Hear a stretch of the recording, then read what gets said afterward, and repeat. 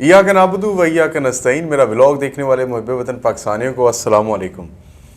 میرے ساتھ اوریہ مقبول جان موجود ہیں جو عالمی امت اسلامیہ اور عالمی امور کے جو سبجیکٹ ہیں، موضوعات ہیں، ان کے اوپر ان کی اتھارٹی کوئی چیلنج نہیں کر سکتا. اور آج ہم ان سے فلسطین اور اسرائیل کے معاملے کے اوپر ڈسکشن کریں گے. اور یہ سب very kind of you for your time. اور یہ صاحب میرا خیال ہے کہ سب سے پہلے جب یہ معاملہ جس رات ہوا اس دن آپ نے شاید ایک ولاگ کیا تھا اور آپ نے اس میں ذکر کیا تھا کہ اسرائیل کی جو دفاعی ٹیکنالوجی ہے یا جس طرح حماس نے اس کے اوپر حملہ کیا تھا کہ کوئی یہ سمجھتا تھا کہ کسی ملک کی فوج اس کی باؤنڈری لائنز کو اور اس کی ٹیریٹوری کو پروٹیکٹ کر سکتی ہے، تو وہ حماس نے ایک متھ جو تھی وہ توڑ دی ہے. اور کہا یہ جا رہا ہے کہ اس کے پیچھے ڈفرینٹ قوتیں مسلم ممالک بھی ہیں، یا یہ بھی کہا جا رہا ہے کہ رشیا بھی ہے. آپ کیا سمجھتے ہیں کہ کیا یہ ان کا انڈیجنس موومنٹ تھی یا کسی نے اس کو موٹیویٹ کیا، فنڈ کیا؟ یہ اس کے بعد دیکھیں، پہلی بات تو یہ ہے کہ گزشتہ 50 سال سے آپ مجھے یہ بتائیے کہ جہاں پر بھی دو بڑے افواج جو ہیں وہ آپس میں مقابلے پہ آئی ہیں، کبھی نہ فتح ہوئی ہے نہ شکست ہوئی ہے، سیز فائر ہوئی ہے. اور سیز فائر کے بعد ان کو دونوں کو بٹھا دیا گیا. لیکن جہاں پر فوج کے مقابلے میں گوریلا آیا ہے تو گوریلا کی فتح ہوئی ہے. افغانستان میں بھی ہم نے نہیں، ویتنام، چلو مسلمانوں کو چھوڑ دو، بالکل ایسے ہی. ویتنام میں امریکہ کی مائٹ تھی، اور امریکہ اس وقت ٹیکنالوجی کے حساب سے باقی ساری دنیا سے زیادہ حاوی تھا. فرسٹ ورلڈ وار میں تو وہ تھا ہی نہیں، سیکنڈ ورلڈ وار میں اسی کی ٹیکنالوجی نے جتوایا تھا اور وہ ایٹم بم اس نے استعمال کیا تھا. آپ سوچیں کہ ویتنام کے اندر فوج بنائی گئی باقاعدہ، پوٹ پونگ کی ساری، خود امریکنز وہاں تھے. 59,000 لوگ ہیں جن کی لائن اس میں وال ہے، اس کے اوپر ان کے نام دیے گئے. تو ایک تو یہ طے ہو گیا ہے گزشتہ اس میں کہ فوج بنیادی طور پر دنیا میں جہاں پر بھی جس ملک میں بھی بنائی گئی ہے وہ اپنے ہی شہریوں کو ڈرانے کے لیے بنائی گئی ہے، اس سے تحفظ کبھی نہیں کیا. مثلا اسرائیل میں جو فوج ہے وہ بارڈر کے اوپر شاید اتنا کام نہیں کرتے، لیکن فلسطینی جو 15% ہے ان پہ اور ظلم کرنے کے لیے موجود ہے. سعودی عرب کی جو فوج ہے، آپ خود سوچیں دیکھیں کہ اس وقت جو سارے کا سارا وہ معاملہ ہے ہو رہا ہے وہاں پر حوثیز کا، وہ سارا کچھ کہاں سنبھال سکی. ایون یمن کی فوج کو دیکھ، عراق کی فوج ایگزامپل ہے اس کے اندر کہ نہیں سنبھال سکی. جس وقت امریکنز آئے ہیں تو ختم ہو گئی. تو اصل مسئلہ بنیادی طور پہ یہ ہے کہ یہ جو موومنٹ ہے نا جس کی جو حماس کی، انڈیجنس کبھی بھی نہیں کوئی موومنٹ ہوئی آج تک. اس کی ایک وجہ ہے، آپ اپنے ملک کے اندر رہ کے پلاننگ کر ہی نہیں سکتے، آپ کو ایک دوسرا ملک چاہیے ہوتا ہے. اگر افغانستان کو پاکستان نہ ملتا تو کبھی بھی اس طرح کی صورتحال نہ کر سکتے، کبھی بھی لڑ نہ سکتے. پاکستان میں ان کے ہائیڈ آؤٹس تھے اور ان کو بڑے پرانے بنا لیے ہوئے تھے، 1980 کے آنورڈ وہ بنایا، تب ان کو بات. اچھا، یہ جس طرح آپ اشارہ کر رہے ہیں تو کیا یہ وہ مسلم ممالک ہیں جس طرح ایران کہہ لیں؟ نہیں، ایران کی مدد تو ان کے ہے. ایران کی دیکھیں، ایران تو واضح خود آج علی خامنئی صاحب نے انکار کر دیا. ڈنکے کی چوٹ سے کہتا ہے نا، ایران کا ڈنکے کی چوٹ سے کہتا ہے کہ حماس اور حزب اللہ اس کو ہم سپورٹ کرتے ہیں. لیکن اصل مسئلہ یہ ہے کہ اس کے ساتھ ساتھ اور بھی بہت سارے ممالک ہیں جو کہیں نہ کہیں کوئی نہ کوئی راستہ انٹرنل بھی دیتے ہیں. آج انہوں نے اسٹیٹمنٹ میں یہ کہا ہے کہ اس سارے میں ہمارا کوئی کردار نہیں ہے. علی خامنئی صاحب نے اسٹیٹمنٹ دیا ایران کی، نہیں ہوگی لیکن مجبوری بن گئی انٹرنیشنل فورم پہ.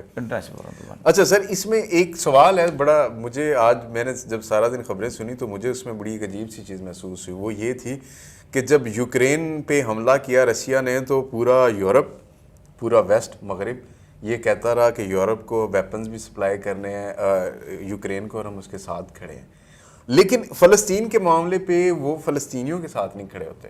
وہ جو ان کا بغل بچہ یونائٹڈ اسٹیٹ نے بنایا ہوا اسرائیل اور امریکہ نے، وہ اس کو سپورٹ کرتے ہیں، اس کو ویپنز دیتے ہیں، فائنانس کرتے ہیں. ویسٹ کا جو رویہ ہے یہ باقی سارے لوگوں کے معاملے میں بہت ہی ظالمانہ ہے. آپ دیکھیں کہ جس وقت وہ منافقانہ تو بڑا چھوٹا سا لفظ ہے، ظالمانہ ہے. جس وقت وہ مہاجر آ رہے تھے نا یوکرین کے، تو اینکرز رو رہے تھے کہ دے آر بلو آئڈ پیپل، انہوں نے کبھی زندگی میں ایسی چیز دیکھی نہیں، لیکن وہ افغانستان کے بچوں کے لیے نہیں روتے، کبھی عراق کے بچوں کے لیے نہیں روتے. آج وہ جو تھا ان کا جو سیکورٹی کا جو کوآرڈینیٹر ہے سیکورٹی کمیٹی کا، جان پتہ نہیں کیا نام ہے، تو وہ بھی آج ٹی وی پہ رو رہا تھا اس کے لیے، اسرائیلی لوگوں کے لیے. لیکن ایک سینچری سے یہ لوگ چلے آ رہے ہیں. صابرہ شتیلہ آنورڈ، آپ دیکھیں 80s کے اندر وہ صابرہ شتیلہ ہوا. نہ صرف فلسطینی بلکہ وہ تمام تر مسلمان قوم امت کے جہاں کہاں بھی کوئی ظلم زیادتی ہوتی ہے تو یہ نہیں روتے کسی طور پر. سر بلکہ آپ ہی کہہ رہے تھے چی گویرا کو انہوں نے ہیرو بنا کے رکھا ہوا ہے، اور جب دیکھیں نا، دیکھیں چی گویرا تو بعد کی بات ہے. ویتنام میں 3 بڑے لوگ تھے جو باہر سے آ کے لڑے تھے، جن میں سے ایک فرینچ نوبیل تھا بہت بڑا، اس کا نام لیبرا پتہ نہیں یاد نہیں آ رہا مجھے. اس کی مشہور کتاب ہے وار آف دا فلی، کتے اور مکھی کی جنگ. وہ کہتا ہے کہ ریاست مکھی ہوتی ہے، کتا ہوتی ہے، اور جو ہے نا اپنا گوریلا مکھی ہوتی ہے. مکھی کان پہ بیٹھتے کتا کان کو کاٹتا ہے، مکھی دم پہ بیٹھتے کتا دم کو کاٹتا ہے، مکھی پیٹ پہ بیٹھتے کتا پیٹ، اور کتا پاگل ہو کے مر جاتا ہے، مکھی جیت جاتی ہے.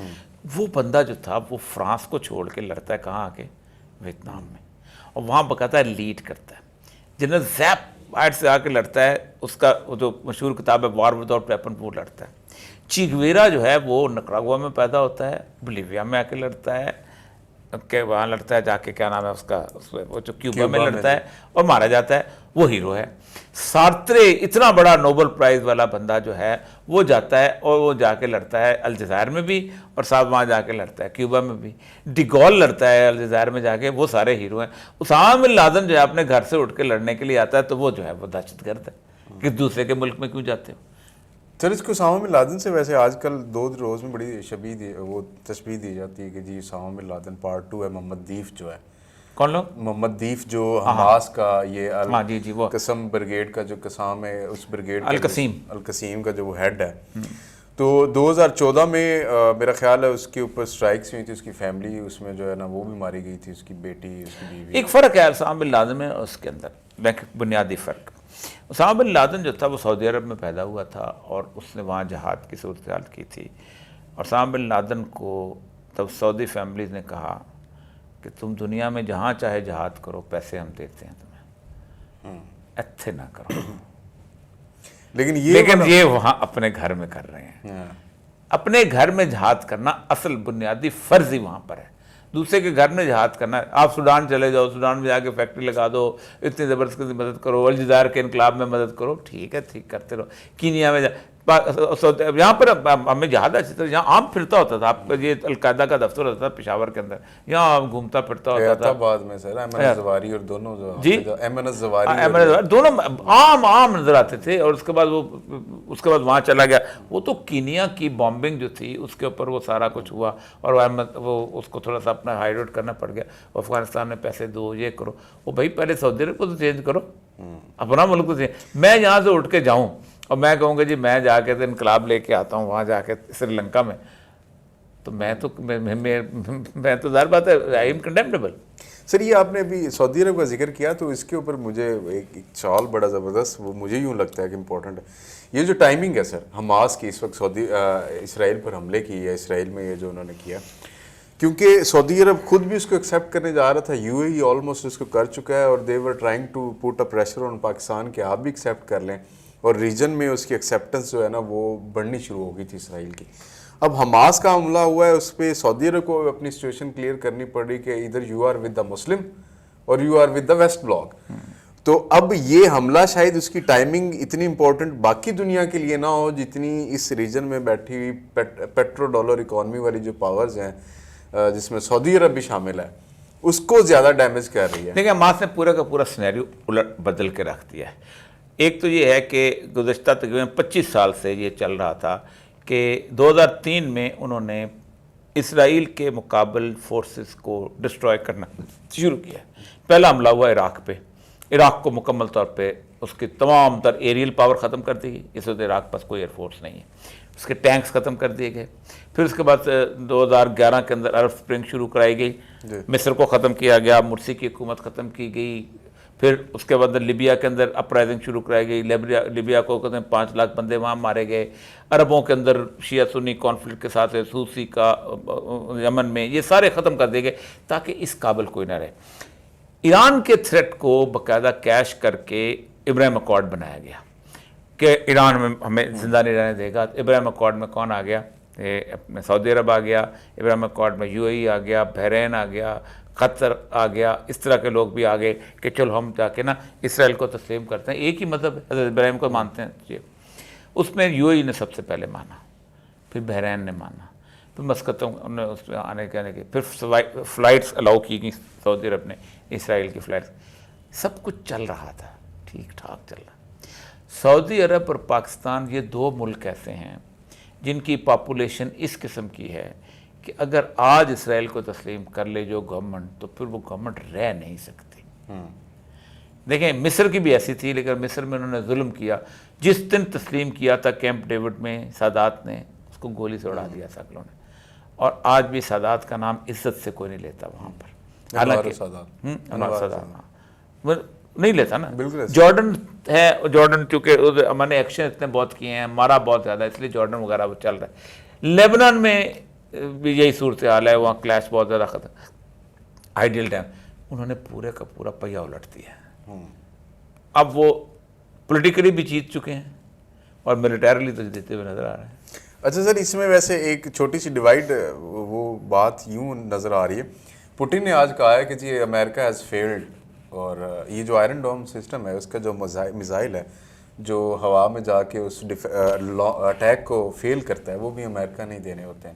تو جتنی میسو تعداد میں انہوں نے میزائل سٹرائک کی، اٹ مینز دیٹ کہ بڑا انٹلیکٹ مائنڈ تھا جس نے یہ سارا پلان کیا، 5000 میزائل فائر کیا ایٹ اے ونس، اور ان 5000 کو اسرائیل ڈسٹروائے نہیں کر سکتا تھا کیونکہ آئرن ڈوم کی اتنی کیپیسٹی نہیں تھی۔ تو they were well learned about this attack, اور یہ کہ جی امریکہ نے فیل ہو گیا، پوٹن یہ کہتا ہے، ڈو یو تھنک دیٹ کہ واقعی اس میں دیکھیں امریکہ فیل ہوا ہے، اس کی 2-3 وجہ۔ امریکہ فیل ہوا ہے یوکرین میں بھی، یوکرین پہ اس کو وہ نیٹو میں لانا چاہ رہا تھا، حملہ کس نے کیا؟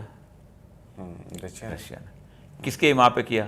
چین کے ایما پہ۔ چین رائزنگ پاور ہے، کیونکہ بذات خود جو ہے وار کو روس افورڈ نہیں کر سکتا، روس کی اکانومی اس طرح کی نہیں، چین نے کہا تم افورڈ کرو، ہم دیکھی جائے گی، انہوں نے کر دیا۔ اب اس وقت صورتحال یہ ہے کہ امریکہ واپس جا رہا ہے، 5000 سٹنگر میزائل دینے کے باوجود، پیسہ دینے کے باوجود، یورپ کو ساتھ میں واپس جا رہا ہے۔ یہاں جو آئرن ڈوم ہے نا، اس آئرن ڈوم کو آپ کو یاد ہوگا 2006 میں بھی انہوں نے آؤٹ کیا تھا، وہ حزب اللہ نے جب ان کے ہوم وی ٹینک کو نشانہ بنایا تھا، 6 بندے مارے تھے اور 2 پھر لے کے آئے تھے، لیکن اس کا نتیجہ یہ ہوا تھا کہ انہوں نے پورا بیروت تباہ کر کے رکھ دیا۔ اب آئرن ڈوم تو وہ کر لیا، لیکن غزہ کو تباہ کرنے کی کوشش کریں، لیکن ایک بات یاد رکھیں، دنیا کی کوئی طاقت مکمل بامبنگ بھی کرے تو ایک نیشن ختم نہیں کی جا سکتی، نیشن کی تعداد بہت بڑی ہوتی ہے، اتنے لاکھ بندے نہیں مارے جا سکتے ایک وقت میں، اتنے کروڑ بندے نہیں تباہ کیے جا سکتے۔ بہرحال کسی کا ڈیوسٹیشن تو وہ کریں گے اور غزہ کو نشانہ بنائیں گے، لیکن آخری فتح جو ہوتی ہے وہ ہوتی ہے گوریلا کی۔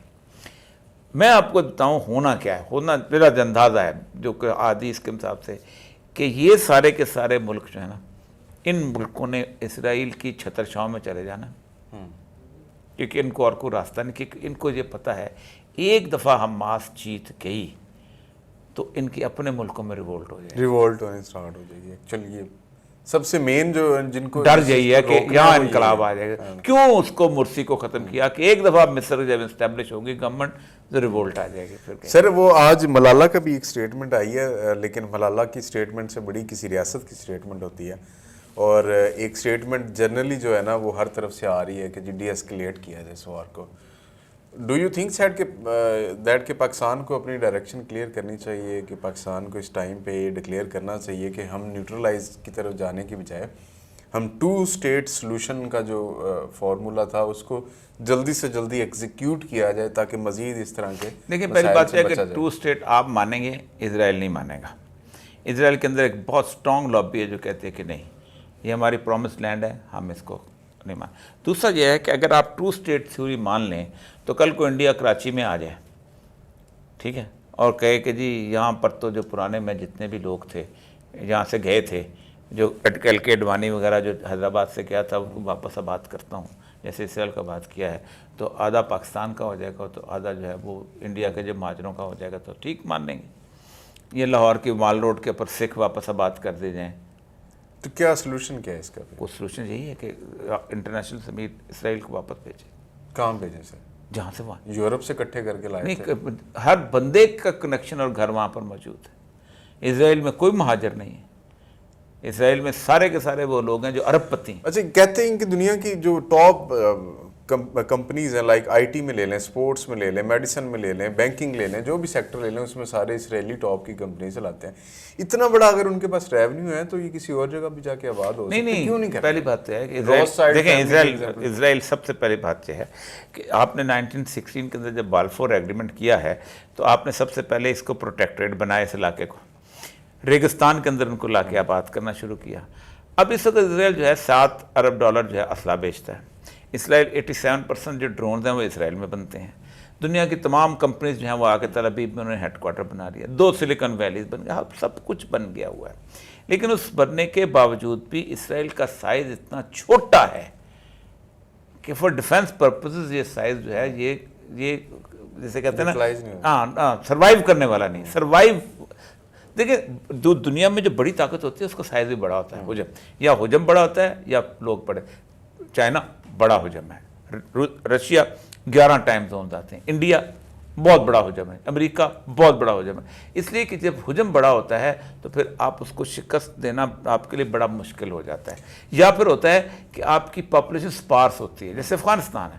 افغانستان میں آپ کو امریکہ کو پوری دنیا کے بم اکٹھے کرنے پڑیں گے تب جا کے 15 پہاڑ جو سے ختم ہو۔ Sir do you think that کہ یہ اسپیڈ اپ کر رہا ہے بائی پولر جو ہم دیکھ رہے تھے کہ دنیا میں 2 سائڈز بن رہی ہیں، امریکہ کا ایک بلاک ہے اور ایک چائنا رشیا کا بلاک ہے؟ ڈو یو تھنک کہ اسپیڈ اپ کرے گا؟ دیکھیں 92 میں پھر جب آپ نے دیوار برلن گرائی ہے اور آپ نے تماشا بنانے کے لیے وہ جو اس کو امید گل کو کہا تھا کہ اور پہلا تھوڑا تم مارو، بیسیکلی ہوتا یہ تھا کہ وہ کبھی جب کچھ چودھری جو ہوتے ہیں نا کسی دوسرے سے ناراض ہوتے ہیں نا اپنے چودھری سے، تو وہ چمار کو کہتے تھے اور اس کو تھپڑ مارو یا جوتا مارو۔ تو ہم نے، میں یہ نہیں کہتا کہ گلشن ہمارے دوست تھے کہ چمار کو کہا گیا تھا، لیکن ویسا ایک چھوٹے سے ملک کو کہا گیا تھا اور دیوار برلن تم توڑو۔ تو وہ پیوٹن کہتا ہے، اس نے کہا اس وقت ہم برداشت کر گئے تھے، لیکن آپ 92 میں ہمارے حالات اس طرح کے تھے، ہم نے پھر اپنی جتنے بھی جونکیں تھیں ان کو ہم نے جو کہتے ہیں نا یہ آزاد ہو گئے خود بخود، یہ انہوں نے کہتے ہیں کہ تاجکستان، ازبکستان، کرغزستان، قزاقستان یہ ساری جو تھیں ہماری جونکیں تھیں۔ یعنی آپ خود سوچیں کہ آرمینیا کو جو ہے وہ اپنا گندم یہ دیتے تھے، بلکہ وہ مشہور ہے واقعہ اسٹالن کا، کہ تو انہوں نے کہا کہ جو گندم ہم دیتے ہیں لوگ کہتے ہیں کہ بھوج ہے، اتنے تو ہمارے گودام میں سے چوہے کھا جاتے ہیں جتنے آرمینیا کے لوگ رہے ہیں یہاں پر اس وقت۔ تو انہوں نے اس کو پھر انہوں نے یہ جو لیٹویا، اسٹونیا، یہ ان کو ختم کیا، انہوں نے کہا یہ بھی بھوج تھا، اپنے آپ کو اسٹیبلائز کیا۔ ٹھیک، اب وہ اسٹیبلائز ہو گئے ہیں۔ اب آپ اندازہ کریں کہ the entire energy economy of the Europe depends on Russia and Ukraine, energy and food. Ukraine is the food basket of Europe. ٹھیک ہے، اور انرجی وہ اس نے بڑی مزدار بات کی ہے نا، اس نے برطانیہ میں تقریر کی ہے، اس نے کہا یہ 7 مہینے کے بعد ان کی ایگریمنٹ ہو تھا، پیس ایگریمنٹ۔ اب بورس جانسن گیا تھا، اس نے کہا کہ تم پیس ایگریمنٹ، آج اگر وہ نہ جاتا تو نہ ہمیں گیس کی شارٹیج ہوتی، نہ ہمیں پیٹرول کی شارٹیج ہوتی، نہ ہمیں گندم کی شارٹیج ہوتی۔ 50 ملکوں سے جا کے ایگریمنٹ کیے ہیں تب جا کے گیس کی شارٹیج پوری ہوئی ہے، وہ بھی LNG لا کے، اور $20 ارب کی وہ پائپ لائن جو تھی جرمنی والی وہ امریکہ نے اڑا دی۔ تو اصل مسئلہ یہ ہے کہ رائزنگ پاور جو ہے نا چائنا بن رہی ہے، لیکن چائنا کی تاریخ بڑی خوفناک اور حد تک بزدلی والی۔ چائنا واحد ملک ہے جس نے کہا تھا کہ یہ جو ہے نا دیوار چین بنا لو، مقابلہ نہیں کرتے وہاں۔ آخری جو چنگیز خان کا آرڈر ہے یہ تھا کہ وہ روز روز حملہ کرتا تھا، بیجنگ وہاں اس کا ہیڈ کوارٹر تھا، قبلائی خان وہاں بیٹھے بھیجا ہوا تھا، تو اس نے اس کو 200 بندے بھیجے خاقان چین نے کہ یہ تحفے ہیں، ہم اور بھی تحفے دیں گے، تو پلیز ہمارے پاس حملہ نہ کرو۔ تو وہ کہتے ہیں کہ ہوش ہو کے بیچ میں ہوش میں آیا تو انہوں نے کہا خاقان چین نے یہ بندے بھیجے تو کیا کریں؟ انہوں نے کہا تحفے رکھ لو، ان کے سر کاٹ کے نہیں تھال میں واپس بھیج دو۔ تو چین کا یہ ہے کہ اب پتہ نہیں، ہم لوگ کہتے ہیں کہ کشمیر کے بارے میں کہا جاتا تھا کہ اپنا تپسی سے ٹھس کرسی والی بات ہے کہ چین کا مطلب یہ ہے کہ تپنا اس کا، دیکھیں نا اتنی بڑی سپر پاور ہے، اور امریکہ کے کم از کم اس وقت 55 جہاز جو ہیں اس کے نارتھ سی ساؤتھ سی کے اندر گھوم پھر رہے ہوتے ہیں. ایک جہاز چین کا امریکہ چلے جائے، میں دیکھتا ہوں ہوتا کیا ہے. اچھا سر، آخری سوال ہے یہ کہ آپ کو سچویشن کیا نظر آ رہی ہے، یہ مزید خراب ہوگی؟ یہاں تو خراب ہو گیا اسکلیٹ تو بہت زیادہ. اور اگر یہ اسکلیٹ ہوتی رسول ہے اکرم صلی اللہ سارا علیہ وسلم کی ریجن حدیث ہے، حدیث ہے رسول اللہ علیہ وسلم کی کہ جو مشرقی سمندر ہے نا یہ بند ہو جائے گا، نہ ادھر کے لوگ ادھر آئیں گے نہ ادھر کے لوگ ادھر، پیٹرول آنا بھی بند ہو جائے گا. Sir thank you very kind of you. Orya صاحب کے مطابق اس مسئلے کا حل یہ ہے کہ تمام اسرائیلی ان کو واپس بھیجا جائے جہاں سے وہ آئے تھے. مجھے اجازت دیجیے، اللہ حافظ.